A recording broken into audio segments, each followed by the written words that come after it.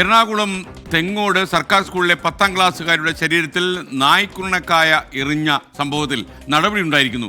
3 അധ്യാപകരെ സസ്പെൻഡ് ചെയ്തു. ഒരു അധ്യാപികയെ സ്ഥലം മാറ്റി.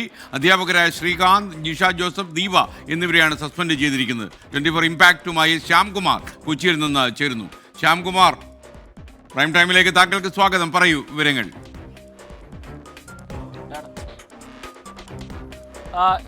നമ്മൾ ഇടപെട്ട ഒരു വാർത്ത, ആ വാർത്തയിൽ വിദ്യാഭ്യാസ വകുപ്പിൻ്റെ കൃത്യമായ നടപടി ഉണ്ടായിരിക്കുന്നു.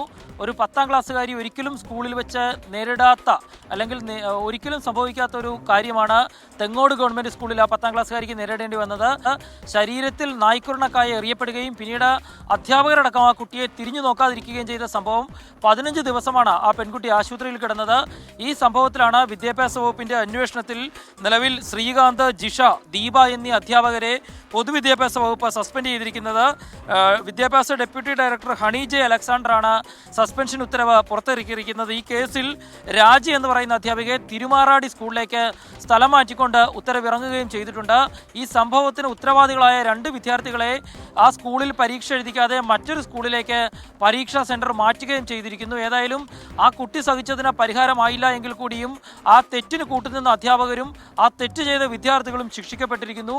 കൂടുതൽ നടപടികൾ ഉണ്ടാകുമെന്ന സൂചന തന്നെയാണ് വിദ്യാഭ്യാസ വകുപ്പ് നൽകുന്നത്. നമ്മൾ ഈ വാർത്ത റിപ്പോർട്ട് ചെയ്ത സമയത്ത് അത് തെറ്റാണ് എന്നും ആ സംഭവത്തിൽ കുട്ടിക്ക് യാതൊരു പ്രശ്നവുമില്ല എന്നും പറഞ്ഞ അധ്യാപകർക്കെതിരായിട്ടാണ് ഇപ്പോൾ നടപടി ഉണ്ടായിരിക്കുന്നത്. അത് ആ കുട്ടിക്ക് മാനസിക പിന്തുണ നൽകാത്തതിനും ഈ സംഭവം മൂടിവെച്ചതിനുമാണ് ആ അധ്യാപകരെ വിദ്യാഭ്യാസ വകുപ്പ് സസ്പെൻഡ് ചെയ്തിരിക്കുന്നത്.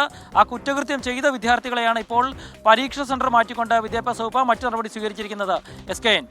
Okay, thank you. ശ്യാംകുമാറാണ് വിവരങ്ങൾ നൽകിയത്. പ്രേക്ഷകർ ഓർമ്മിക്കുന്നുണ്ടാവും, ഈ നായ്ക്കുരണക്കായ കൊണ്ട് വിതരണം ചെയ്തപ്പോൾ അതൊരു പെൺകുട്ടിയുടെ ദേഹത്താണ് ഇട്ടതെങ്കിൽ ആ പെൺകുട്ടി ഒരു മോഡലായിരുന്നു. ആ പെൺകുട്ടി വേണ്ടിയല്ല, വേറൊരാളോട് ചെയ്ത പ്രതികാരമാണ്. അവൾക്ക് ഇങ്ങനെ വരും എന്ന് നീ പറഞ്ഞേക്ക് എന്ന രീതിയിലാണ് ഈ നായ്ക്കുരണക്കായ അവിടെ കൊണ്ട് വിതറിയത്.